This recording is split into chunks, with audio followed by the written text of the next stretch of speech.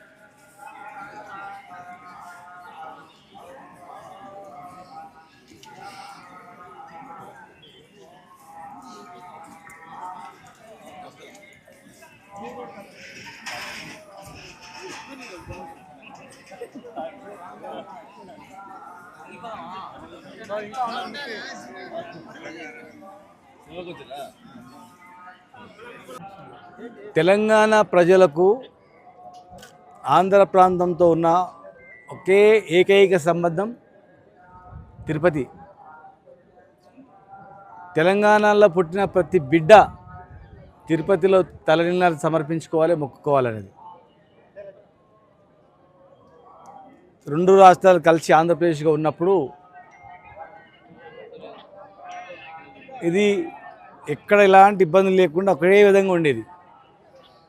రెండు రాష్ట్రాలు విడిపోయిన తర్వాత డిఫరెన్సెస్ లేకుండా ప్రజలను కలిపిన దానిలో మా ప్రభుత్వంతో పాటు తిరుపతి దేవస్థానం టీటీడీ పాలక మండలి కూడా. ఎందుకంటే ఏర్పడిన తర్వాత ఎలాంటి డిఫరెన్స్ లేకుండా దర్శనాలు అన్నీ జరిగినాయి గతంలో చంద్రబాబు నాయుడు గారు ఉన్నప్పుడు. తర్వాత జగన్ గారు వచ్చిన తర్వాత కూడా కొనసాగింపు జరిగింది. కానీ ఈరోజు ఇక్కడ పరిస్థితి చూస్తుంటే తెలంగాణ సామాన్య ప్రజలకు కానీ, తెలంగాణ రాజకీయ నాయకులకు కానీ, తెలంగాణ సంబంధించినటువంటి వ్యాపారవేత్తలకు కానీ ఇక్కడ కొంత డిఫరెన్సెస్ అనేది కనిపిస్తూ ఉంది. ఇది మంచి పరిణామం కాదు. ఎందుకంటే టీటీడీ పాలక మండలి అంటే మాకు గొప్ప గౌరవం. దేవుడు, తిరుపతి దేవుడు అంటే మాకు ప్రపంచానికి దేవుడు. ఈ ప్రాంతంలో ఉన్నంత మాత్రం ఈ ప్రాంతం మాది అని దేవుని విషయంలో అనుకుంటూ వెళ్ళలేదు. అలా చేస్తే దేవుని కూడా కోపం వస్తుంది. ఒకే మాదిరిగా ఉండాలి. తెలంగాణ ప్రజలకు, ఆంధ్ర ప్రజలకు, తెలంగాణ నాయకులకు, ప్రజాప్రతినిధులకు, ఆంధ్ర నాయకులకు, వ్యాపారవేత్తలు ఈక్వల్గా ఉండాలి. కానీ ఇక్కడ చాలా డిఫరెన్స్ కనిపిస్తుంది. ప్రజలకు, రాజకీయ నాయకులకు కానీ, విఐపీలకు కానీ, మామూలులకు కానీ, వ్యాపారవేత్తలకు కానీ, భక్తులకు మాత్రం భేదం కనిపిస్తూ ఉంది. అనుభవజ్ఞుడైనటువంటి ముఖ్యమంత్రి గారు మరి దీన్ని సరిచేయాల్సిన బాధ్యత ఉంది. మేము ఏనాడైనా ఈ 10 సంవత్సరాల కాలంలో ఏనాడైనా మేము ఆంధ్ర వాళ్ళ ప్రజలను కానీ, ఆంధ్ర వ్యాపారస్తులను కానీ, మేము హైదరాబాద్లో కానీ, తెలంగాణలో కానీ ఏనాడైనా భేదాభిప్రాయం చూసినామా? ఆంధ్రప్రదేశ్ ఉన్నప్పుడు కూడా తెలంగాణలో ఎక్కడ నీళ్లు ఉంటే, ఎక్కడ కాలువలు ఉంటే, ఎక్కడ కాలువలు ఉంటే అక్కడ ఆంధ్ర వాళ్ళు వచ్చి వ్యవసాయం చేసేది. ఎప్పుడు కూడా వాళ్ళను భేదాభిప్రాయం చేయలేదు. రాష్ట్రం విడిపోయిన తర్వాత కూడా ఇలా తెలంగాణ మేము తెచ్చిన తెలంగాణలో మాకన్నా ఎక్కువ లబ్ధి పొందింది ఆంధ్ర వ్యాపారస్తులే. హైదరాబాద్లో నువ్వు కాంట్రాక్టర్లు చూసినా వాళ్ళే ఉన్నారు, బిల్డర్లు చూసినా వాళ్ళే ఉన్నారు, ఆర్థికంగా బలపడిన దానిలో కూడా వాళ్ళే ఉన్నారు. మేము తీసుకొచ్చుకొని మేము బాగుపడదాం అనుకుంటే మాకన్నా ఎక్కువ వాళ్ళే బాగుపడ్డారు. సరే వాళ్ళు పని చేసుకుంటారులే అనుకొని మేము అనుకున్నాం. కానీ ఇంత డిఫరెన్సెస్ ఉంటావని ఇప్పుడు చూస్తున్నాం 10 ఏళ్ళ తర్వాత. ఇది మంచిది కాదు. ఈరోజు మేము హైదరాబాద్లో కానీ తెలంగాణలో టీటీడీ వాళ్ళకు కళ్యాణ మంటపాలు కానీ గుళ్ళకు కానీ ఎన్నో ప్లేస్ ఇచ్చి అంటే మాకు గొప్ప సంకల్పంగా భావిస్తాం. టీటీడీ వాళ్ళ కళ్యాణ మండపం కడుతున్నారంటే గొప్ప అదృష్టంగా భావిస్తాం.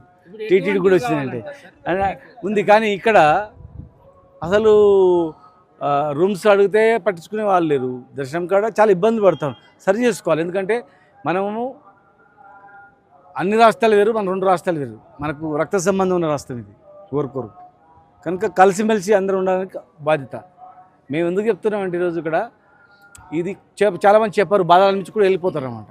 ఇది చెప్పకుండా ఎవరు చెప్పకుండా పోతే సరి చేసుకోకపోతే అక్కడ హైదరాబాద్లో కూడా ఇబ్బంది వస్తుంది. మాకు ఇప్పుడు అనిపిస్తుంది, నాకు అనిపిస్తుంది.